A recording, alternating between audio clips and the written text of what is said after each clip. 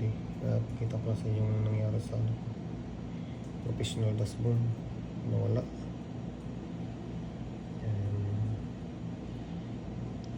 Na di naman sinasadya na ano, na turn off. Medyo may kakulangan din tayo sa ano, sikot-sikot sa FB. Di nasang na pindot yung ano, turn off sa ano, the professional dashboard. Kaya nag-report ako nung karang gabi. Hintay ako kinamagahan, wala namang response ang ano, Facebook team. So gumawa ko ng ibang paraan, at yun ay na ibinalik naman ng mga taga Facebook team. Mga Lodi, umpisa natin sa